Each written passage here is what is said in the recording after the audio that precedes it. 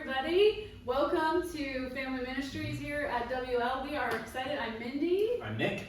I'm Josh. And we are back with some family discipleship videos.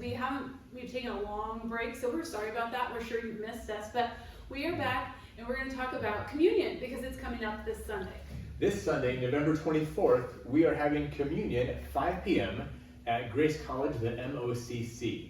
And communion is a time where we celebrate what Christ has done for us, and in order for us to have a relationship with Him, we do this together as a church, a time of fellowship, worship, an incredible time. We invite all of you, if you have a relationship with Jesus, join us, be a part of us as a whole church as we do this together.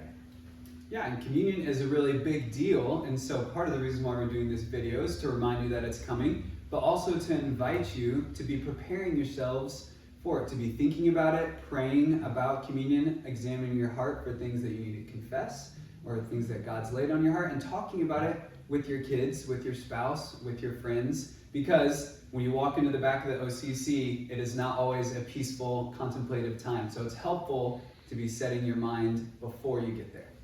Yeah, because we know there's going to be a lot of things, and if you have children, remember, you can bring those, the 0 to 4-year-olds, to the main church building for childcare. But we also know this is a great time for parents to have their kids with them. You're going to be whispering and talking to them. We'll have coloring sheets about communion and things for them over there too. So it's a super exciting time. But we want to talk through the 3 different components, because if you've never been to one of the communions, it may be hard, and we want you to be equipped to tell your family about it before you're just thrown into it.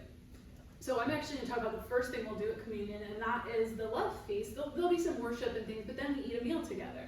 And that is representative of Christ's future ministry in heaven, when we're all going to be having that love feast. So it's a time where you'll be at a table with your family and friends, or maybe your life grace group and your group of people around you. But that's how we start out communion. Then we go to the foot washing, which represents the present ministry of Christ, where just like we would take a shower, brush our teeth, or wash our hands daily, foot washing reminds us that we need to be going to Christ daily with confessing our sins, being in right relationship with Him, getting right with God. And it reminds us of that present ministry that we have continually with Christ. And then the last thing we're going to do is we're going to do the bread and the cup, which might be the part that you're the most familiar with, but that just looks back at the sacrifice that Jesus made on the cross to purchase our salvation. That's an incredible thing that He did, and we can lose sight of that sometimes. So we want to be faithful, to follow His command, and to think back about that and the incredible gift that He gave us, that He purchased with His body and with His blood. So we hope that all of you will join us for communion this Sunday. We're looking forward to it, and we hope to see you there.